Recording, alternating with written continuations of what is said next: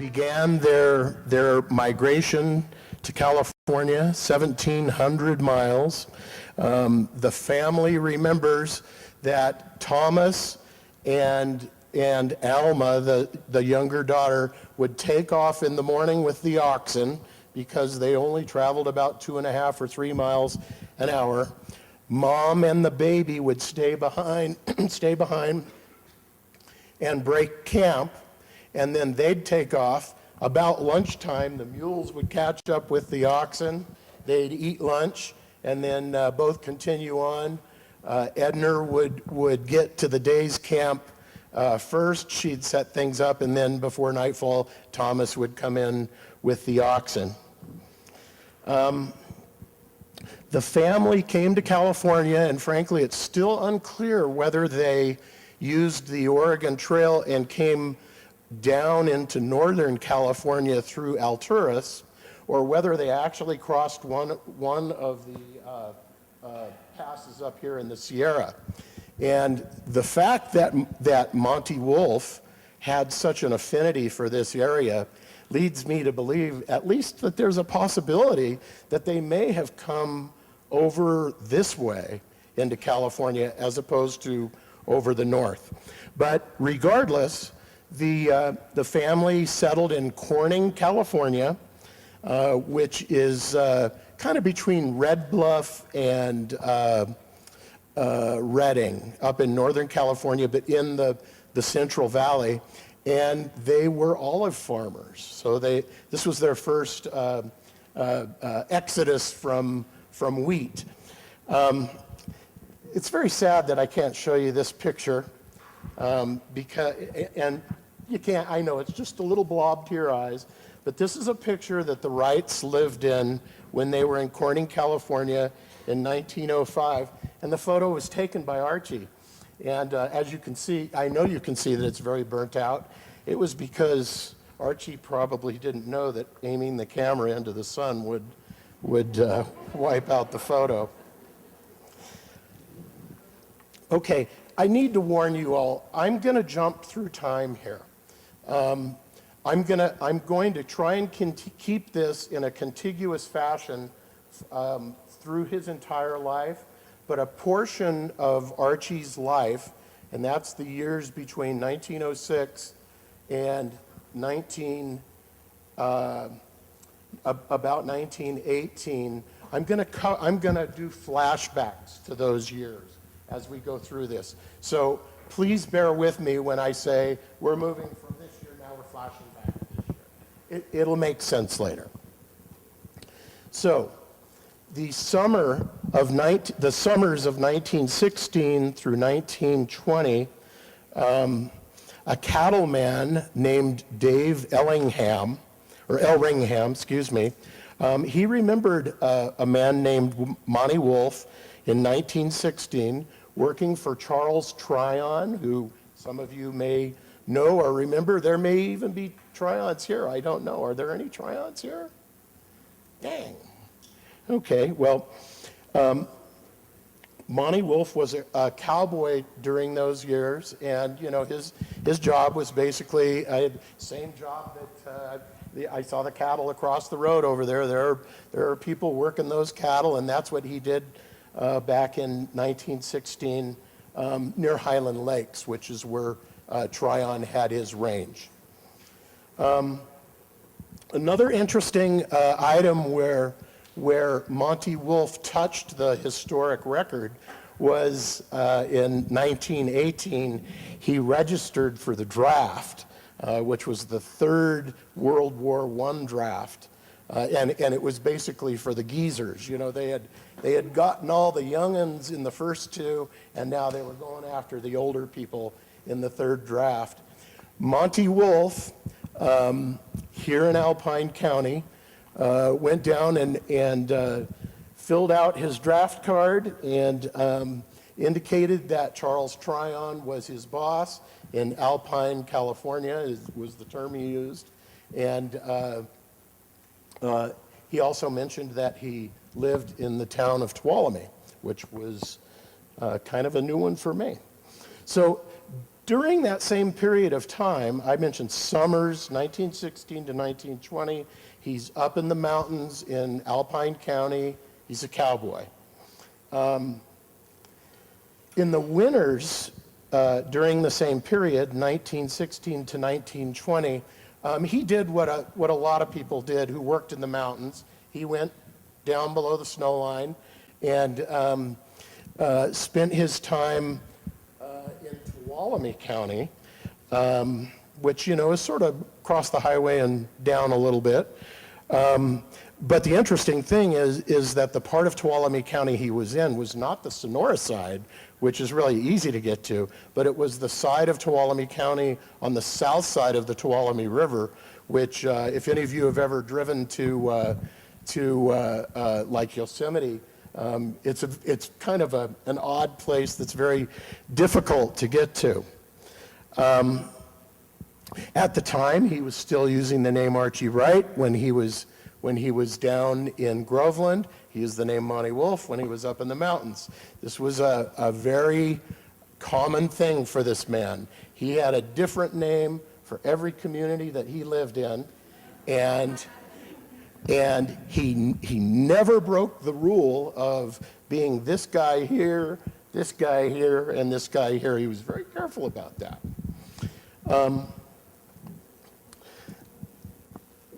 One of the first items that brought Monte Wolf, or well, we'll say Monte Wolf in this case, to notoriety was in Christmas, or on Christmas in the year 1920. Monte Wolf entered the cabin. We all know Monte entered cabins on occasion. He entered the cabin of Robert Antonini down outside of Groveland. And when he was in the cabin, he took his fishing license, and Art Chimke, if you're here, this is proof that Monte bought a fishing license. He dropped his fishing license in this man's house and took his fishing license and left. And the guy comes back a week later and he opens up his trunk where he keeps his fishing license, and there's Monte Wolf's fishing license sitting in his cabin. So, he didn't think anything of it. It was like, that darn Monte Wolf. And 3 days later, his cabin was broken into again, and the two fishing licenses were switched back. And that made the local press, and because it made the local press, I was able to tell you about it today. One thing that I need to tell you is that my research has all been based on places where Monte Wolf or Archie Wright touched the public record. So everything that I'm telling you is backed by either newspaper articles, and there were hundreds of them, or censuses. I've worked with the National Archives.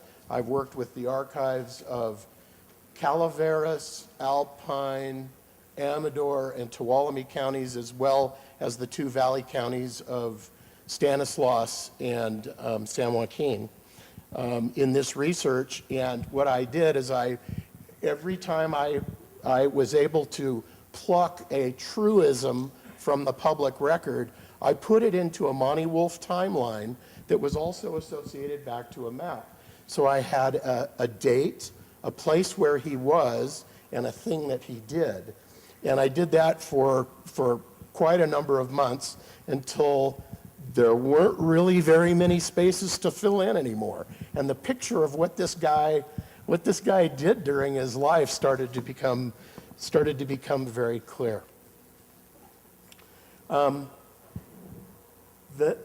The thing that made newspapers as far away as San Francisco take notice was an event in 1921 that some of you Monte Wolf fanatics may have heard about.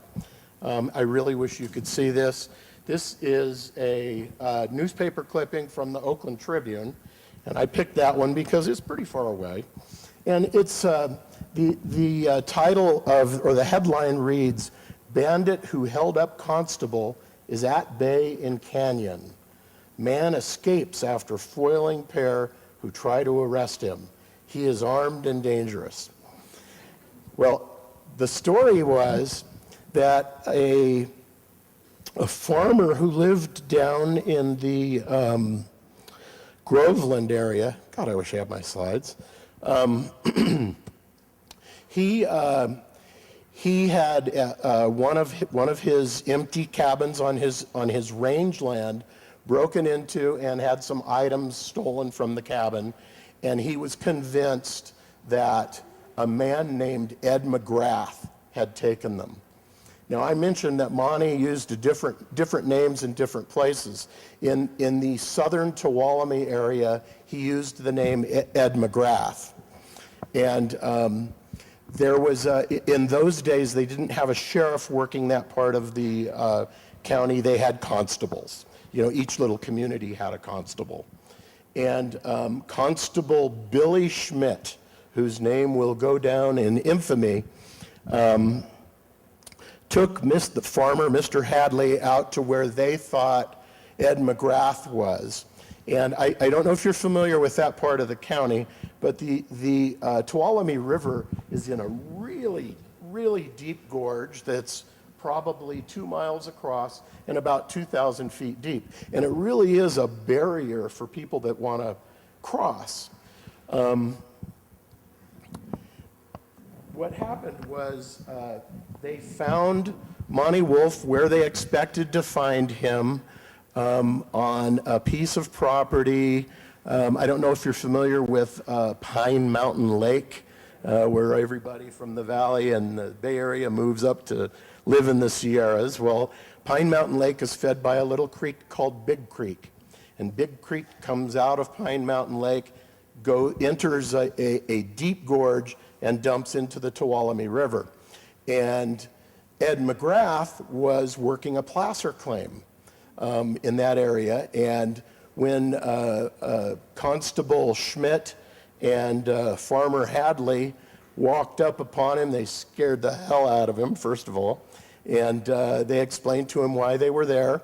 And Monte agreed that he would leave with them. And he asked if he could go into his tent and get out of his boots and put on a pair of shoes for the trip. So Monte enters his tent, and he steps out 1 second later with a Winchester aimed right at the officer and the witness. And he said, "My name's not Ed McGrath, I'm Monte Wolf." And the newspapers caught on, and the foiled arresting officers and escaped. What Monte did is he chased them up the trail a little ways to make sure they were leaving, ran down to his camp, packed up the things he could carry, because he knew a posse would be coming after him the next day, and he hit the trail. And what he did is he followed the Tuolumne River down to, I'm not going to remember the name of this place.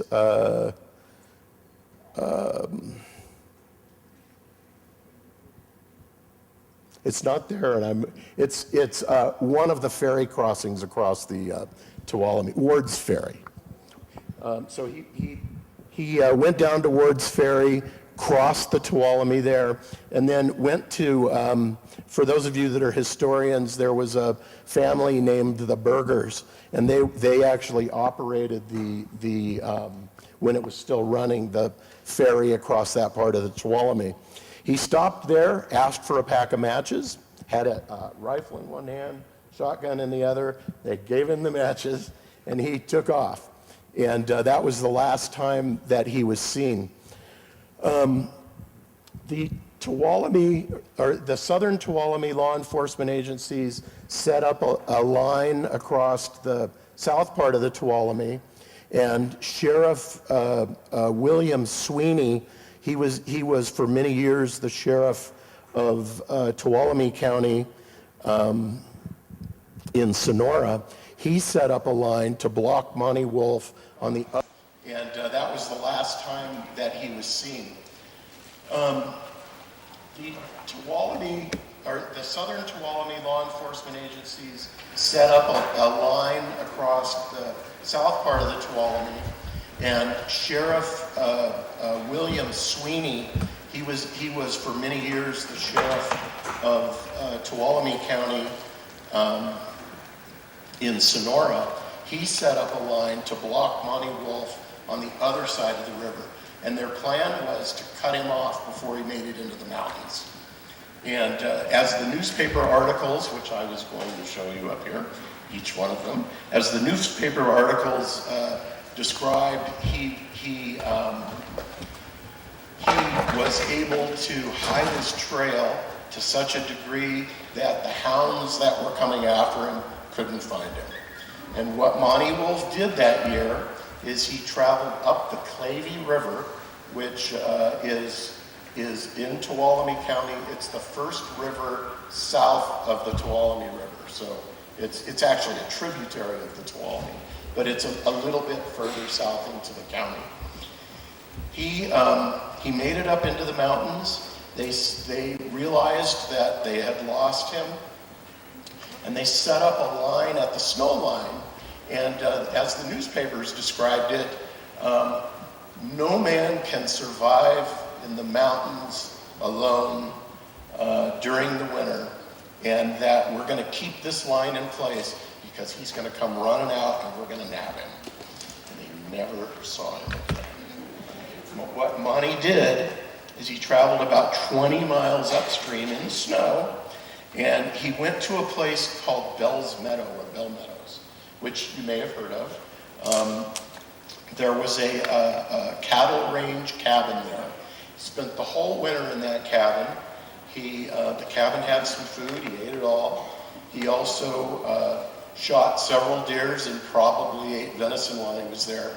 The reason I mentioned the deers is because he left a large pile of deer hides there. And this was for Monte Wolf, leaving skins or hides behind was a kind of a calling card to say Monte Wolf has been here. And he also placed value on those. When the newspapers covered the article, they made it read like he came in here and he left a bunch of skins. We don't know why, but he was making a statement. Well, that year, 1921, a man named Archie Wright entered the wilderness, and a man named Monte Wolf came out. Archie Wright was never seen or heard from again, and Monte Wolf never, ever used that name, or if he did, he shared it in confidence with somebody who took it to their grave. So, I just did about 6 spots. Meanwhile, up in the Palouse. The Palouse, for those of you that don't know, is a large wheat growing region that sits on the border of western Washington and eastern Washington and western Idaho. And if you look at the satellite photos of the Palouse, it's sort of like the Central Valley. It's a big green spot that you can see from space. Well, Archie's family had learned that there were opportunities for homestead up in the Palouse. They were still living in Corning. They decided that they were going to go for the Palouse. So again, they loaded up the wagons and the kids, sold off what belongings they couldn't carry, and traveled from Corning, California, up to the Palouse in eastern Washington, where Thomas was able to purchase land based on the law of 1820, I believe, which stated that if there's a public land auction and land doesn't sell in the auction, it can be sold for $1.50 an acre.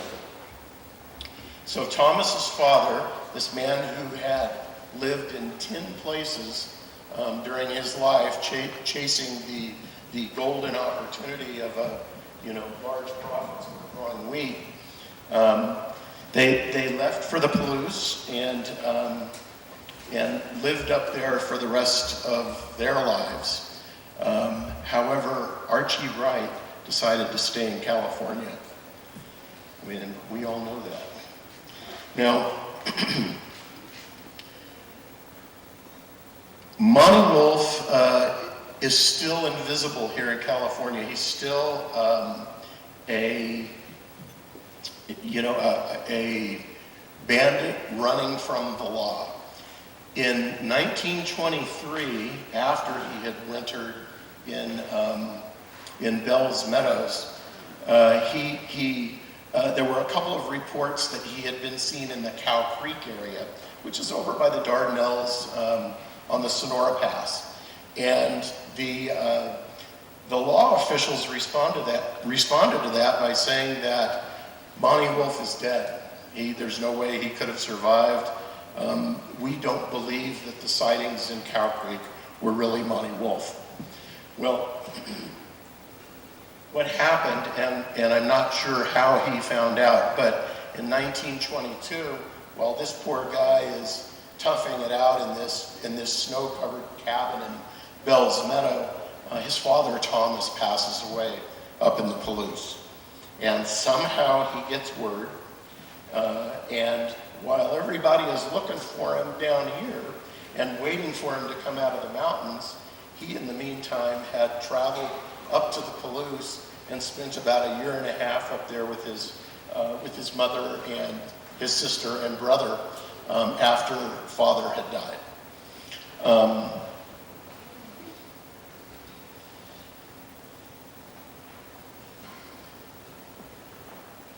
Excuse the little delay here. Meanwhile, in Sonora, there's another piece I need to tell you. Monte Wolf, the bandit,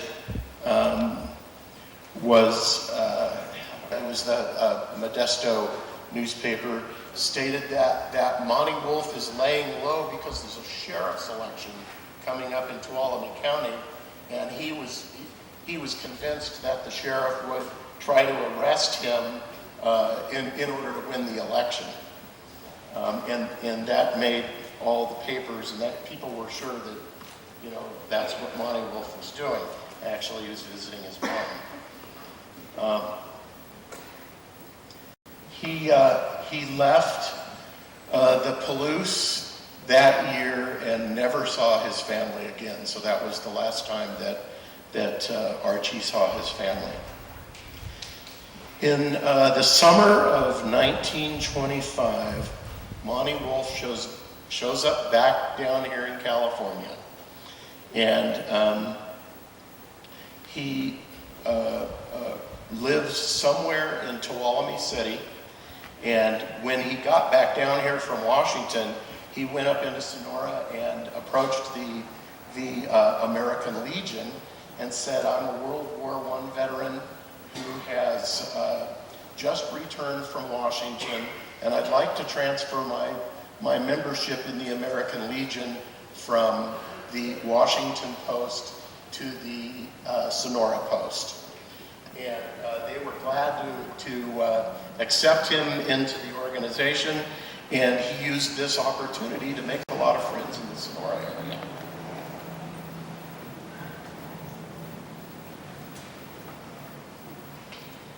In 1925, Archie had a very close call.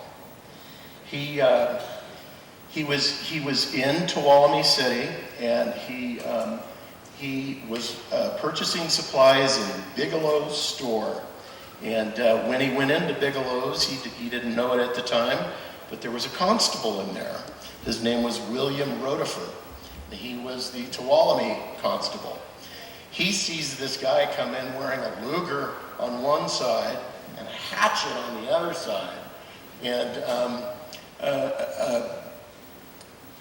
approached him and mentioned it to him, and after talking with him for a while, Rotifer was convinced that he had Monte Wolf. So he loaded him up into his car, which was probably a Model T at the time, and drove him into Sonora and explained to the sheriff that he had this guy named, that he thought was Monte Wolf, and Monte Wolf was able to prove or to produce identification that his name wasn't Monte Wolf, it was in fact Archie Wright. And so they gave him his Luger back, they said sorry, and they let him go.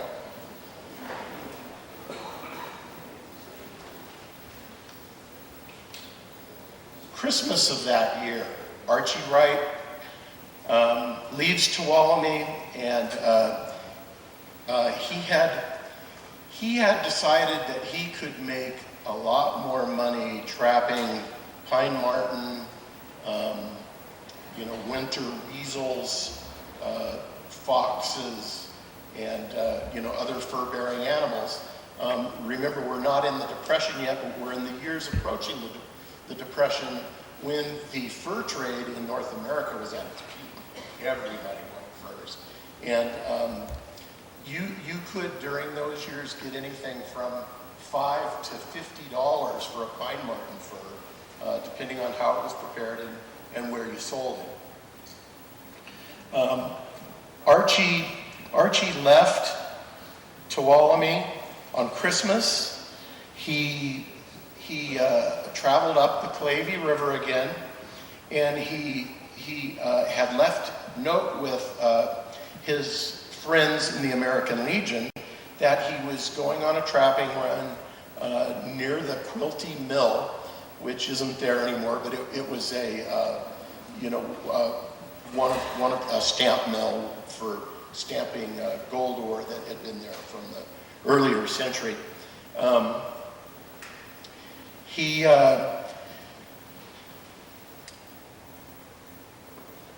left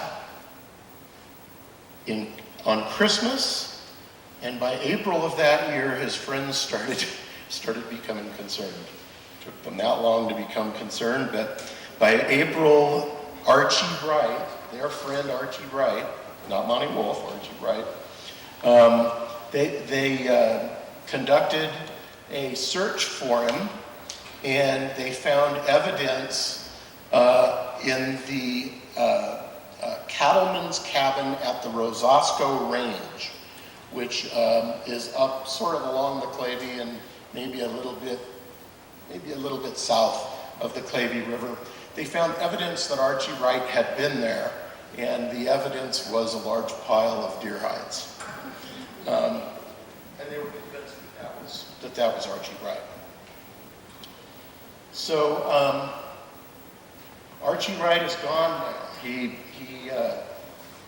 He has disappeared into the Sierras, and nobody knows where he's at, but people feel, as the newspapers stated, that he did what all smart trappers do, and that's as the winter progresses, you move further up to stay within the snow in order to do your trapping. So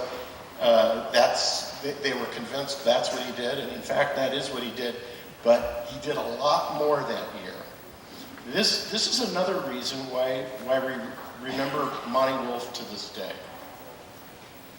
Monte that year went on what I call the trapping rage of 1926.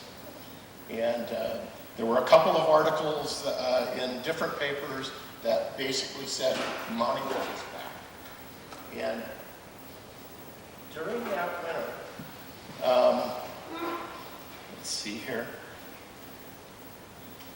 During the course of the 1925-26 winter, Monte Wolf operated out of at least 6 closed highland grazing camps.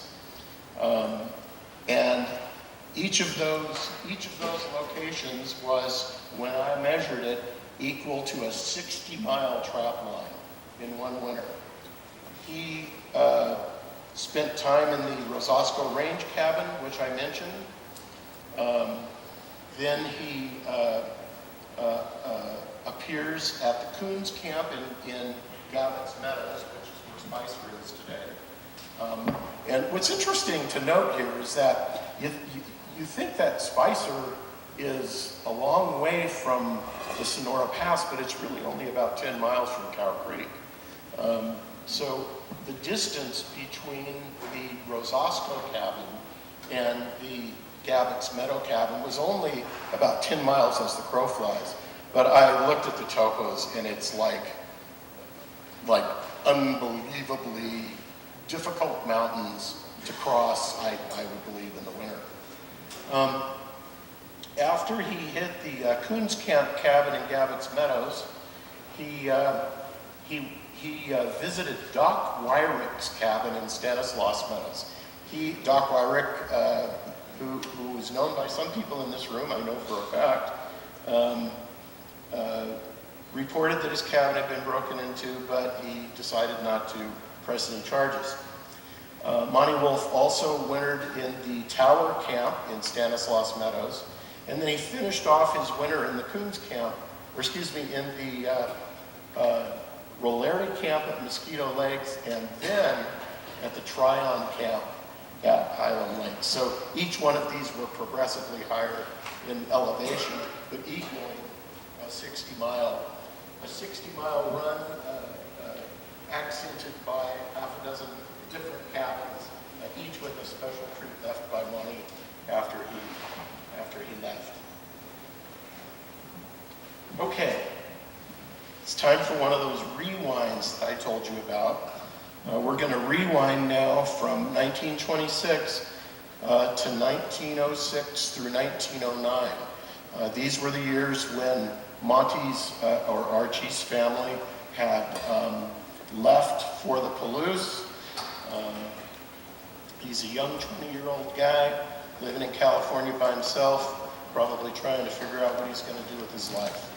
It was during those years that Archie met a lady named Goldie Fay Coolidge. And Goldie Coolidge was the daughter of a pioneer farmer that lived down in the Modesto area. And like Monty's family, the Coolidges got to California by making several itinerant stops along the way. They came through, they farmed for a while in New Mexico and then came up here. The difference was, though, that the Wright family was very poor and the Coolidge family was very wealthy.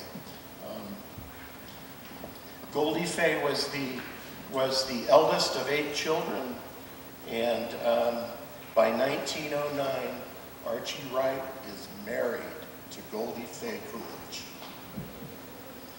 Something nobody has ever heard before outside of this room. I'm going to fast forward again to 1927. Sorry about that. The title of this slide is "A Complaint is Finally Sworn." Until 1927, there were no complaints against Monty Wolf.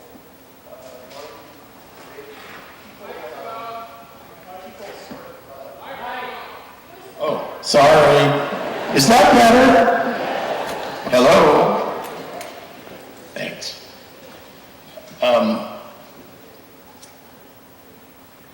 In 1927, a complaint was lodged in Tuolumne County by a gentleman named Chauncey Alexander, who in my book is sort of a famous Monty Wolf celebrity. Chauncey had charged that Ed McGrath had stolen his rifle that he had left unattended. And just a little bit on Chauncey. His family was from the Groveland side, but he was a trapper at the time living in Tuolumne, where Monty did. And they had been acquainted.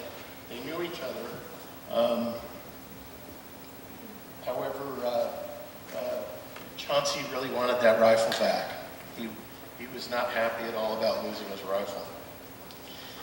In September of 1927, Monty Wolf, using the name Monty Wolf, was the most wanted man in Tuolumne County.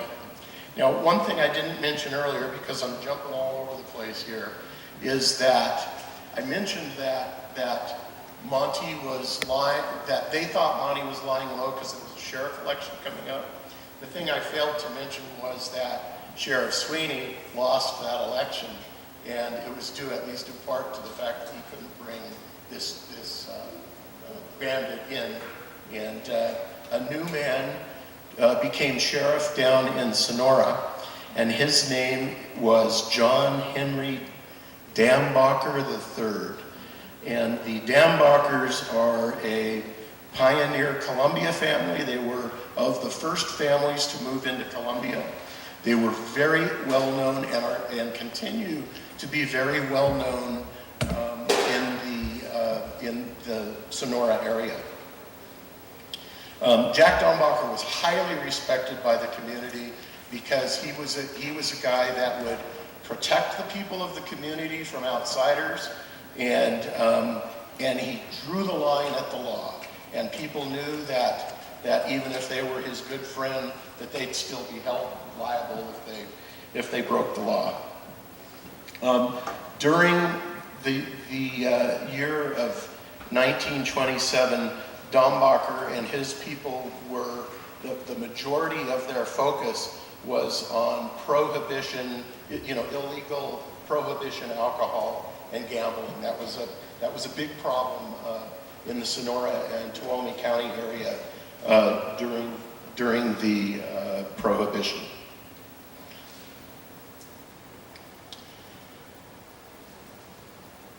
Okay. A rumor had arisen that Monte Wolf was up on Ebbets Pass, the wanted Monte Wolf was up on Ebbets Pass, building a fireplace at the Alpine Lodge, which at the time, the Alpine Lodge was built in 1927. It was in those years, it was a 3-story lodge, and Monte Wolf was hired to build the fireplace, which I just went and touched this morning and got all excited. It was pretty good. Anyway, Monte Wolf's fireplace. It's amazing. Some of the, it's all made out of local granite, and some of the blocks are this long, this deep, and this high. They have to weigh 300 pounds. I mean, I'm sure he didn't lift them up, but he found a way to do it. So, acting on a tip, actually a tip from B.R. Gianelli, the man that built the Alpine Lodge, Sheriff Dambacher hopped in his Model T, and he drove up to Angels Camp, where he met Sheriff Zwingy from Calaveras, or Zwinge, am I correct here? Zwing, thank you. He met Sheriff Swing and told him that he was going up to Alpine County to make an arrest, and that he had some business that night in Sonora, and wondered if they could hold his prisoner for him for that night.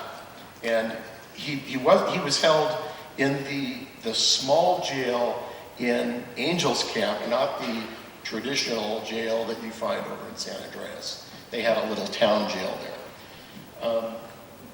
The next morning, that afternoon, Sheriff Dambacher drove his T up the dirt Big Trees Road, which we know now as Highway 4, and probably took him 6 hours to get up there from Sonora. When he arrived, he met with the Alpine County Sheriff, whose name was Brown, and I will remember his first name in a while. Anyway, Sheriff Brown and his deputies, along with Sheriff Dambacher, surprised Monte while he was laying granite at the fireplace, and arrested him without incident and drove him back down to Angels, where he spent that night. The next morning, Sheriff Dambacher sent a cab from Sonora with 2 armed officers to pick him up and bring him back to Sonora. So Monte Wolf's busted. But before we go on, we're going to rewind to 1909. This time we're going to talk about Monte's first brush with the law. After marrying Goldie Fay, Archie was arrested and convicted for second-degree burglary in Stanislaus County. I made every attempt in the world to get the records of that trial, and as it turns out, all of the microfilm down in Modesto is all mixed up in a box, and it would take a lot of hours and time for them to find them. They were able to find some of it, and I got that, but the specifics of why he was arrested are still unclear. However, there are two things that are clear. Number one, he was convicted for second-degree burglary, which lawyers in the group can probably correct me, but I believe second-degree burglary is a burglary that it happens during the daytime when nobody's home. So it becomes a more serious crime, obviously, when somebody is there. There was an old one-strike law in those days that basically meant that Archie was going to spend time behind bars. He appeared in court on November 11th, 1909. He appeared in court without counsel. He pled guilty as charged and was sentenced to 18 months in Folsom Prison in Granite, California. I love it. They call it Folsom now, but they called it Granite for a while, and then they changed the name to Repressa. Interesting. Anyway. I know you can't see this, but maybe you've seen it before. This is Archie Wright's mugshot taken the day that he was checked in to his hotel in the big house in Sacramento, Folsom. And he was 23 years old at this time, handsome young man, with some distinctive moles on his face and some distinctive other markings that allowed us to compare this photo to newer photos that were taken in the more recent past. Okay, jumping forward again. We know Archie now has been busted. Meanwhile, in 1927, up in Sonora, the attorneys started doing some positioning. Let me see this first.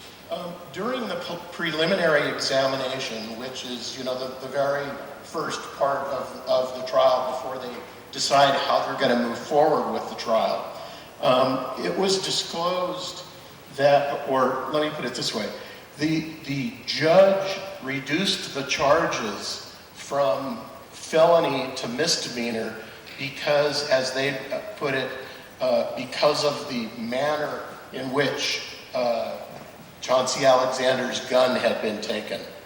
So I still don't know what that means. There's some more research there, but most probably Chauncey left his gun sitting on his front porch or around somewhere, and Archie saw it and needed it.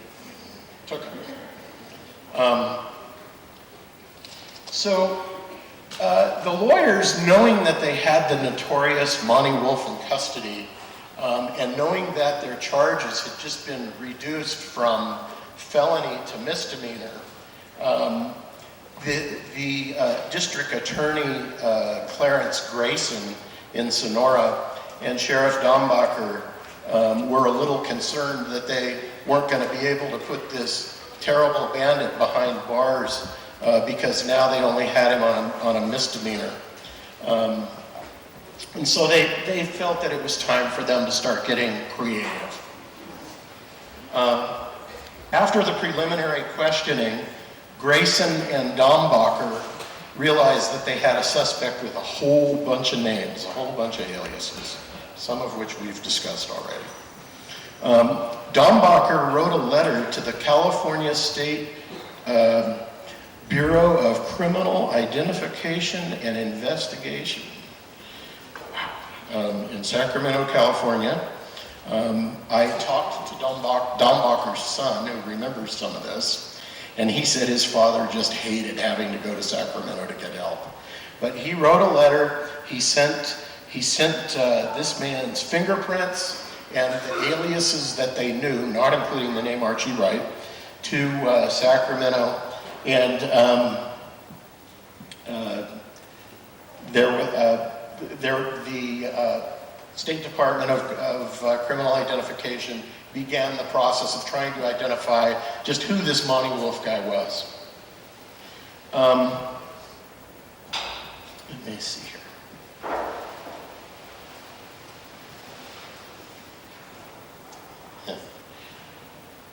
The name of that government agency really gets me.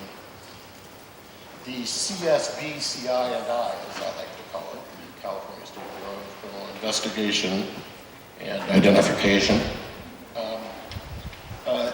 The assignment for identifying this man that was in jail up in Sonora was given to a man named C.S. Morrill, Sherwood Morrill.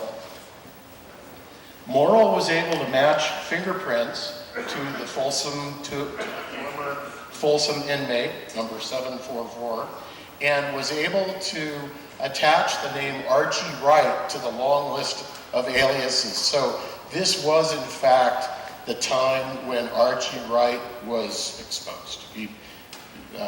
People now knew that Archie Wright and Monte Wolf and Ed McGrath and Archie Arlington and a couple of others were, in fact, the same person. So, Sherwood Morrill writes a letter back to Don Bacher, and I have a copy of the letter, it's really neat. And he basically says, I've got your number one man, this is who he is, and the prosecution, as you might imagine, was ecstatic, because now they had an ex-convict that they might be able to build a case around, that they might be able to turn back into a felony and put him away. They had two witnesses that had earlier seen Archie Wright, Monte Wolf, wearing a handgun. We know that he wore a Luger into Bigelow's store. The constable that had him and let him go, William Rodeford, he raised his hand and said, "Hey, I've witnessed this ex-convict wearing a weapon that could be concealed on his person, and that's a felony." And so they had a witness now for a felony charge.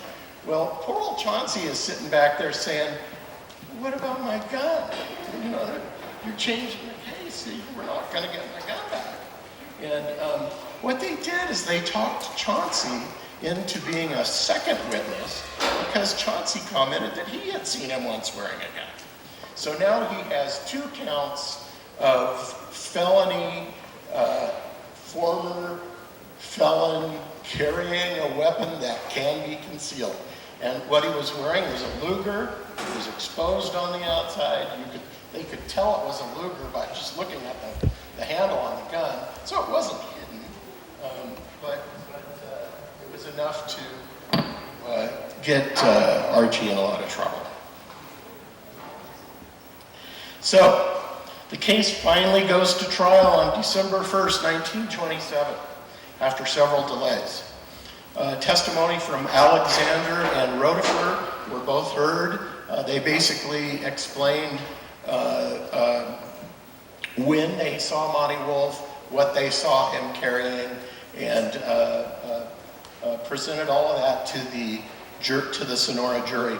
Then the attorneys, Monte Wolf's attorney was a man named Bush from Oakdale, and district attorney for the people was Grayson. They made their arguments after Rodeford and Alexander had made theirs. At 4 o'clock on that afternoon, the jury went into deliberation, and 30 minutes later, they came back with a decision. And the decision was, and I wish I could read it to you because it's so neat, but by 4:30, the decision was made that the defendant was not guilty on both counts, and that was read to the court. I have a copy of that actual statement from the jury. All of this is in the archives. You can go to the archive in Sonora and read the testimony of these people during the trial. It's really interesting. Really interesting. So now we have a guy who had problems in 1921, chased the sheriff off with a gun, was later arrested, had the charges changed on him. They never pursued the original charges of chasing the constable and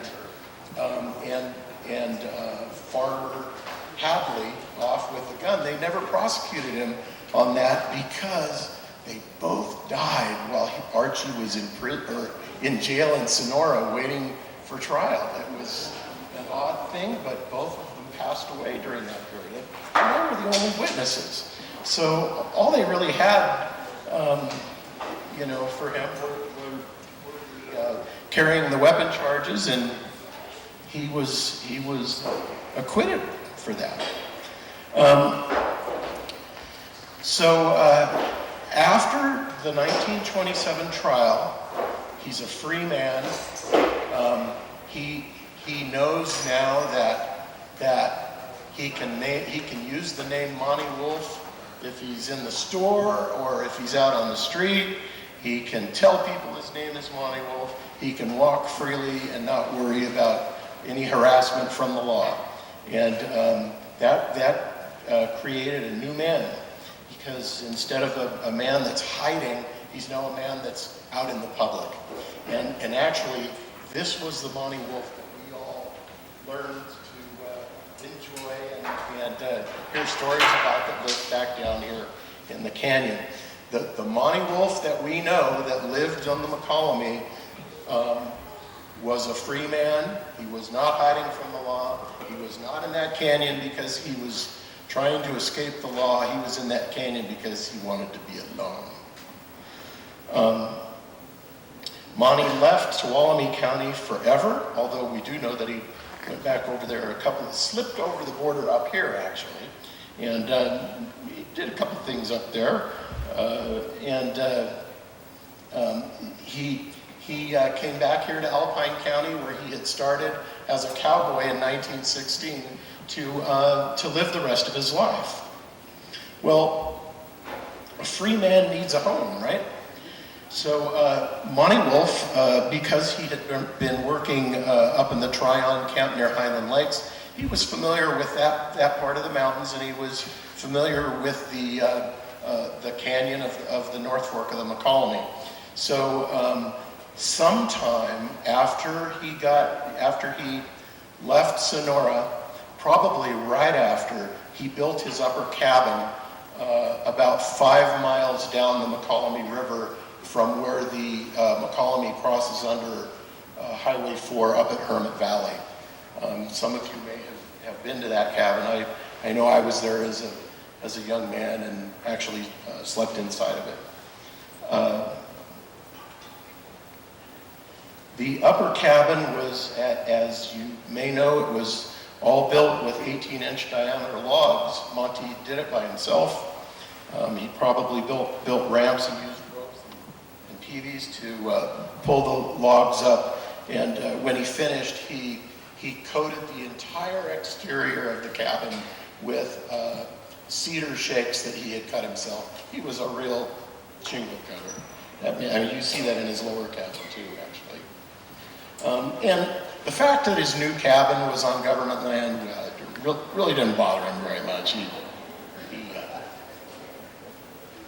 knew that nobody would bother him. Nice picture of Monte Wolf standing up in his upper cabin. I know you can't see it, but here it is. I really wish these slides worked. Okay, here we go again. Rewind to 1912. Archie and Goldie Fay raise a family. Archie's released from Folsom 3 months early in 1911. Probably got out on good behavior. There may be other reasons, but he was released 3 months early. And he returned to Goldie Fay, who waited for him during those years when he was in prison. And after he got out of prison, which was in 1912, him and Goldie started building a family, and they had one baby every year for the next 4 years. Archie's first child was named Goldie Ina Wright. Goldie was mom's name, Ina was grandma's name. His second son was Edwin Wright. That's Monty's middle name, Edwin. Third son was Glenn Wright. And the fourth son was Norman Wright.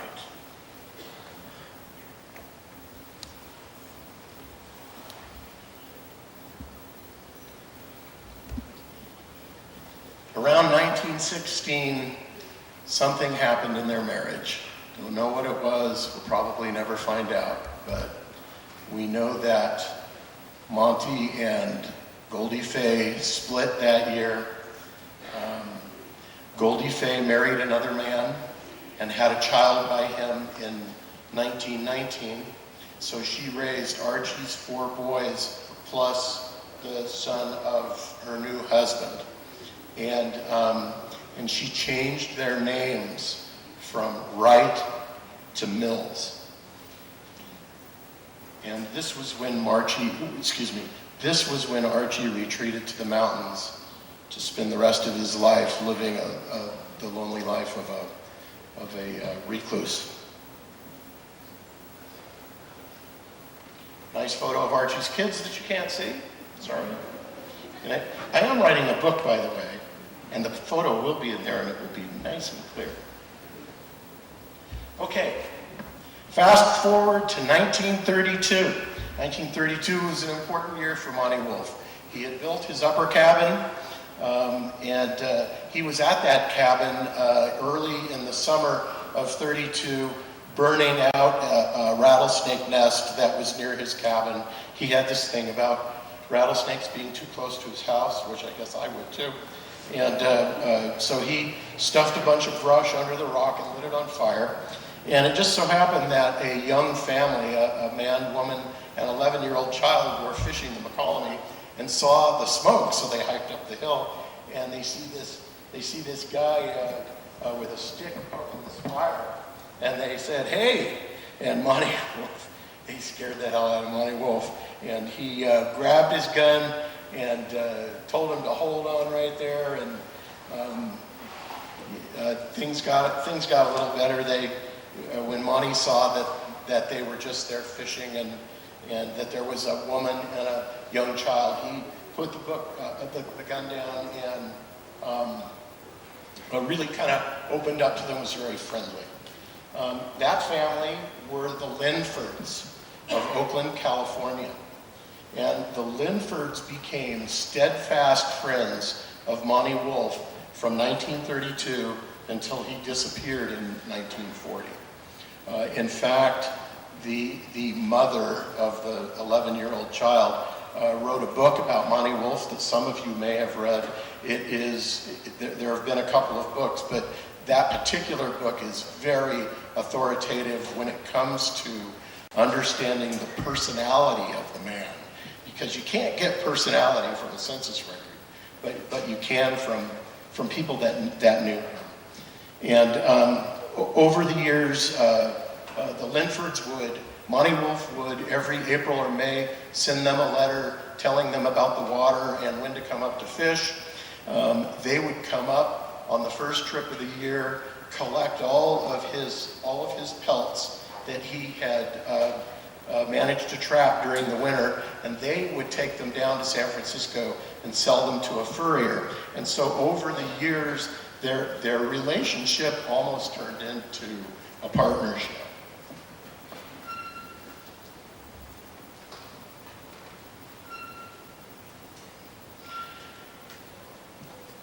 In 1934, the summer of 1934, Monty Wolf was concerned because that was when they were starting to pave the Big Trees Road out here. And he knew that a paved road would bring more people into the canyon. He wanted to be alone And so he started at that time looking into building another cabin much further downstream in the North Fork Canyon. He also had the upper cabin, as you may know, is at a pretty high elevation, and in the wintertime it pretty much was covered every year. So while it worked well as a place for him to skin animals and all of that, it was only about 10 or 11 feet square, and winters were too difficult. So he built another cabin further down the McCallamy, a cabin that still stands to this day in the McCallamy Wilderness. The cabin was 14 by 20 feet. It had 3 rooms. Log cabin, this time he put the shingles on the inside as opposed to the outside, don't know why. And used a big 24-inch log as the kind of the ledger to hold the roof up when there was heavy snow. At his lower cabin, he also planted a very large garden that kept him in fruit and vegetables during the spring and summer.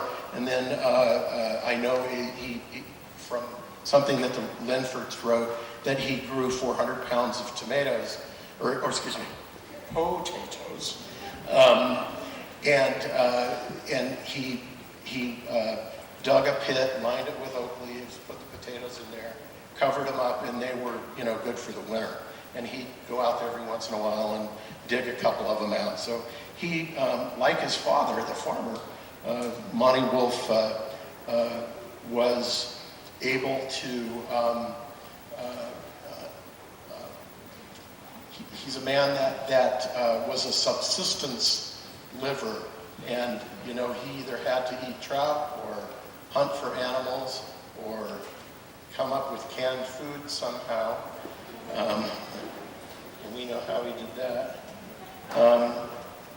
The vegetable garden was like the next natural step for a guy that really wanted to do it on his own. Here's a wonderful picture over here of Monty's lower cabin. And that cabin looks just like that to this day.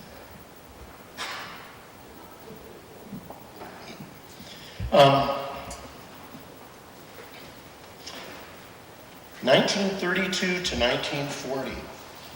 If you do the math, in 1936, Monty Wolf was 50.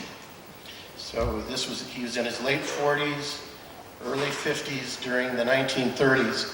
And he kind of, during that time, he was really no longer breaking into people's cabins. He was setting his trap lines between his 2 cabins, as opposed to between other people's cabins. And he started hanging out in Tamarack and selling his services as a fishing guide during the spring and summer, and during the winter he would guide hunters. And because of his reputation during the 2 decades before of being a wanted bandit and a super mountain man, he was sought out for his services, for his guiding services. And I know Mr. Shimke told me that Monty's typical statement was $3 a day and guaranteed fish. So if you hired Monty, he would carry all your gear and he would promise that you would bring fish home. During that period, Monty Wolf really basked in his past, and people knew him. He was always surrounded by people. He was always surrounded by people who wanted to talk to him.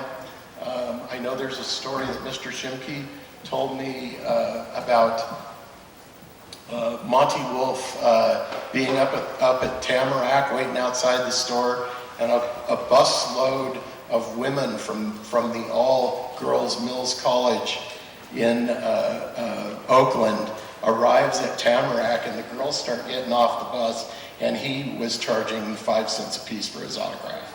So they all knew who Monty Wolf was down there.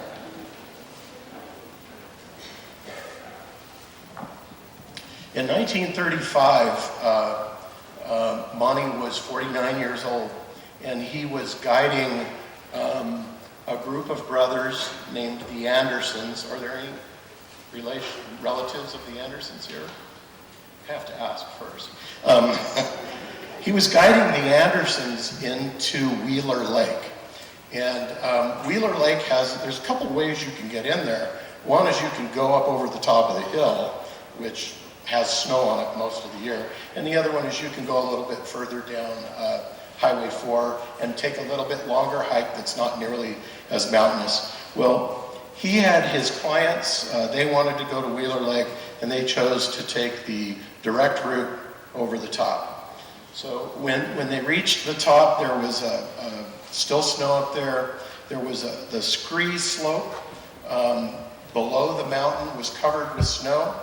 And he sat down on the snow and he told the Anderson brothers to pay attention because this is the way you do it.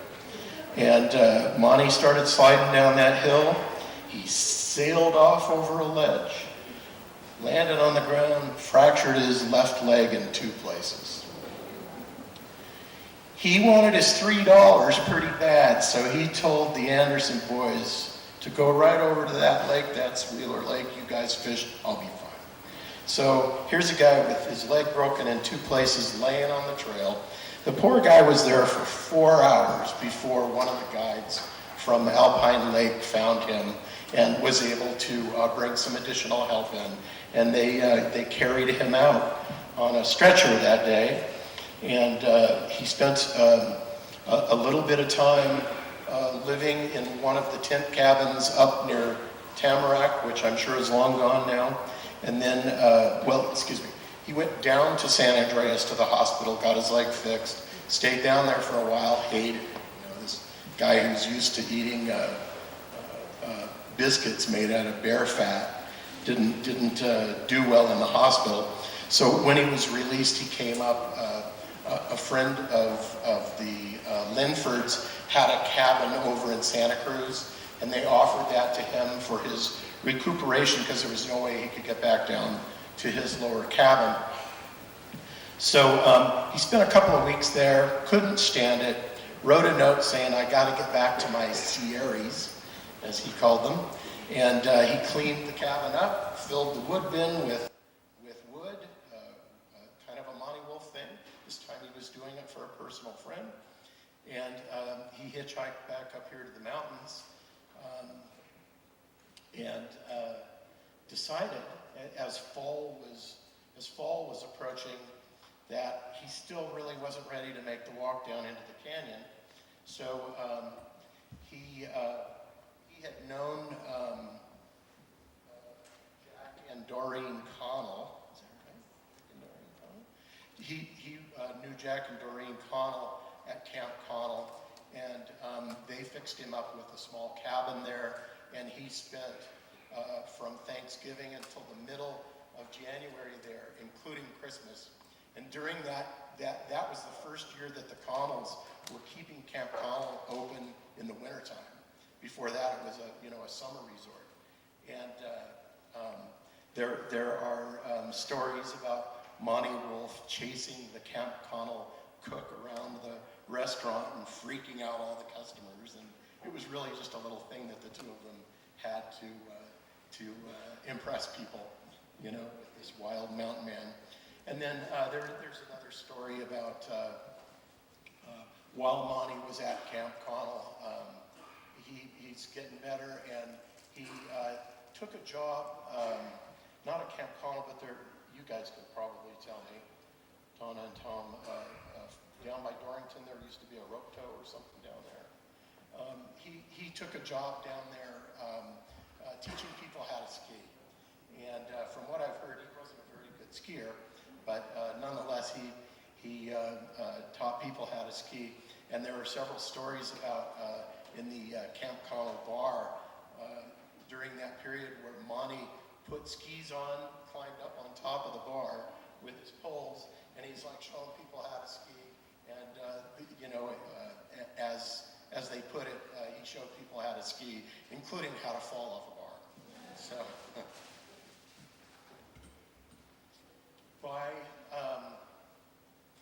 by January, he decided it was time to go back down into the canyon. You guys know what it's like around here in January. He decided not to go down Grouse Valley. He decided not to go to Hermit Valley and go down. Instead, he decided to go that way, which is over some pretty nasty terrain. He climbed down into Underwood Valley, which some of you may be aware of, and then below Underwood Valley is almost a straight granite cliff down to the river. He slid down there and made it to his cabin. Evidently, he later complained that the snow was so deep that he had to kind of trudge his own trail through 4-foot deep snow to get down there. Yeah, it was amazing. Okay. That's it for the story of Monty Wolf, but there is more. If I can find it. This looks mad.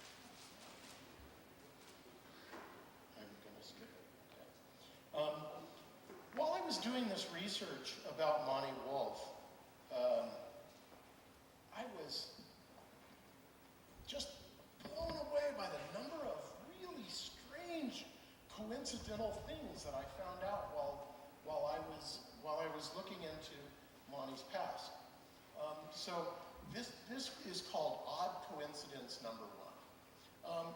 Are there any Shimpies in the audience today? Can I see hands? Got some Shimpies over there? Okay, well,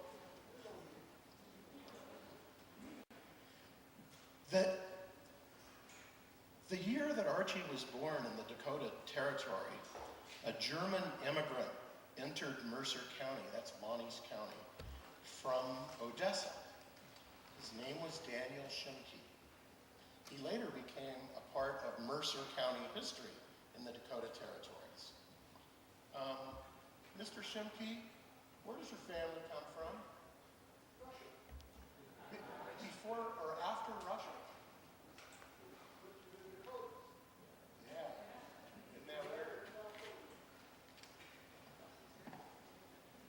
The Shimkes, who later became close friends of Monty Wolf and carriers of the story of Monty Wolf, the legends of Monty Wolf, had actually, their ancestors touched each other. You know, there were so few people in Mercer County that the chances that the Shimkes knew the rights is probably very high. I mentioned that there were a couple hundred people, but there were only 30 families. So in a county with 30 families, you know, everybody knows everybody. So there's a very good chance that the Shimkes and the rights were associated when Archie was a baby.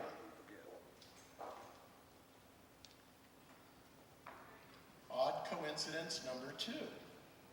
Archie's wife, Fay Coolidge, her grandfather was the brother of Calvin Coolidge's grandfather. That means that Archie was the second cousin of the 30th president of the United States by marriage. Pretty weird, huh? It's true. The Coolidges told me. And then I went on to Ancestry and dug and dug and dug and dug, and I found the connection. God, I wish I could show you this on the projector. Odd coincidence number three. Monty Wolf's 1918 draft card. Name, Monty Delmar Wolf. Let's see, residence, Tuolumne City, age 36. I'm sorry, I don't do this a lot. Birth date, April 20th. Place of birth, Canada via Great Britain. Occupation, prospector. Employer, Charles Tryon, Alpine, California. Father's name, Thomas Wolfe. And he's from Nelson, British Columbia. Because this came from 1918, and it was my belief that in 1918, Monte Wolfe was mainly hanging out down there in Groveland. This was a real surprise to see that he was on. I lied, that's not really the end. There are actually two more things here. I'm not sure how I'm going to do this. I mentioned that Archie Wright had a brother and a sister. They both married and had kids, and those kids had kids. I talked to them all. Alma, Archie's sister, had a daughter named Nina, and Nina would be Archie's niece, and Nina's 97 years old today. And when I told her about Archie Wright, she cracked up. She thought that was the funniest thing she ever heard. She was the source of a lot of my information about traveling westward in a wagon. She told me about the oxen and the mules traveling at different speeds, and it's just a pleasure to speak with her. Archie's brother, Arthur, also had two kids, and their kin are also living, and they're a growing family of Wrights up in the northeastern for you guys, part of Oregon, in a town called Enterprise, which is a really beautiful place. And they're all kind of blown away by this story as well.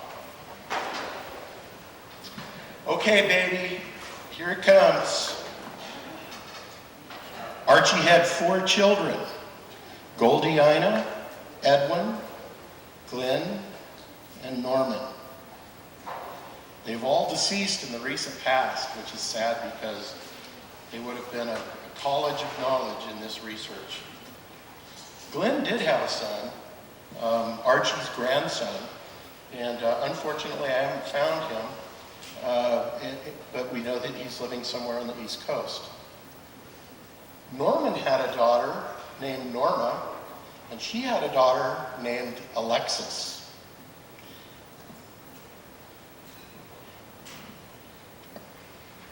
And this is them. These are Archie's granddaughters, Monte Wolfe's granddaughters, alive today. And they're here with us. And I'd like both of you Equinoas to walk through that curtain over there and come up onto this stage and let people embrace you.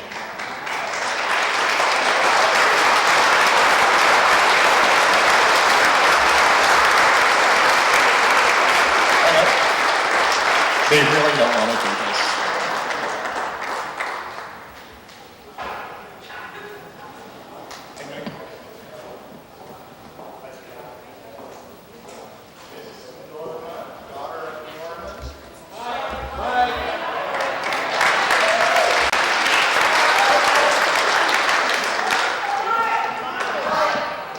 Norma, son of Norman, granddaughter of Monte Wolfe.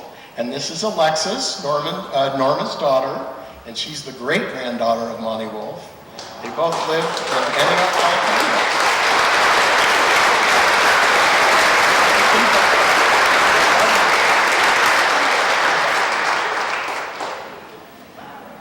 That's it, folks. If they live today, there is another part to this. I need to say this. After Archie and Goldie split up, Goldie and the kids moved to Stockton.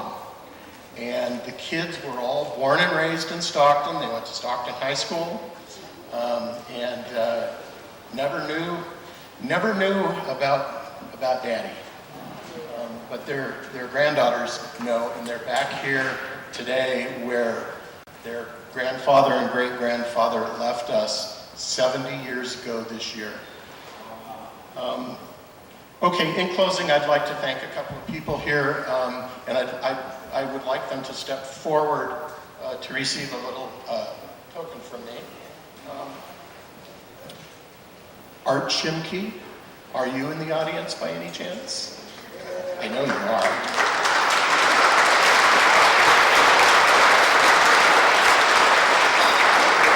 I'm sure most of you know Mr. Shimke, but if you don't, this man was a personal friend of Monty Wolf's for several years. He is is a vast repository of the information that lets you understand the person. The things that you can't get in a census, you get from art.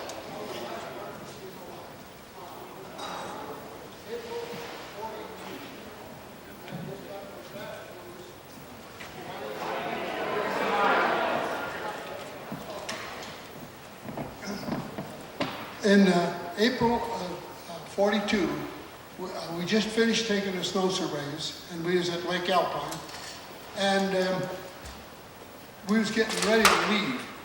And I looked up the window, and I see this black Cocker Spaniel dog looking down at me, and I says, "Oh, here comes Monty." Sure enough, there he came, and he spent 3 days with me. I fattened him up a little bit. He was pretty hungry. And when he left, he didn't have snowshoes, he didn't have skis, he was chest deep in the snow, waddling through. And I said, "Man, you must be crazy." And I went with him to the top of the ridge, and he went down the, not Wheeler Ridge, but the other one, I can't think of it right now. But anyway, that's the way he went, took him right down to Camp Irene, to where his cabin is. And that was the end of him. He never surfaced again, ever. And after the war, Sheriff Brown came over and visited me, and he wanted to know if we had a kind of an argument or something, and I said, "No way." He left, we was the best of friends. In fact, he spent 3 days with me, and he was, in good shape. But the way he packed heavy loads, it wouldn't surprise me that he had a heart attack. And he's probably down in that brush someplace. One of these days, somebody will find an old belt buckle or something, and when you do, you'll find the bones of that little black Cocker Spaniel right there too. That dog never left him. But anyway, like I say, all I know, he never alluded to me that he ever was married, or that he even had a brother or a sister, or anything. He was more interested in what he could get to eat. The Linfords that knew him so well knew him as Edgar Allan. Yeah. No. But anyway, he never told me anything about any other names except Monty. That was his Monty. But anyway, he would trap a lot, but he was very specific. He didn't want anybody trapping in his area. And Jack Bland from Groveland, he was a very good trapper too, Martin. And he got a cabin at Mosquito Lakes, and he was trapping there. Monty come down, and he kept telling me he's going to kill him. He says, "I'm going to kill him." He says, "You should help me." He says, "He's in your territory too." And I said, "Monty, he can trap any place he wants. I don't give a damn."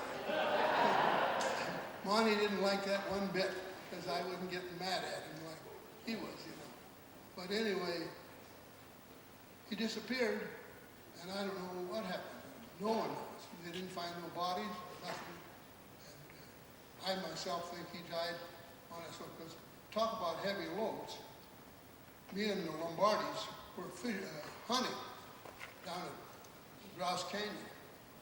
And it was towards evening time, we were sitting around the campfire drinking coffee, and pretty soon here comes Monty up this McCollum. He had a big pack on. So he stood there and talked to him around, and Ozzie says, "Well, take your pack off and have some coffee, sit down." We took it off, that pack went thud.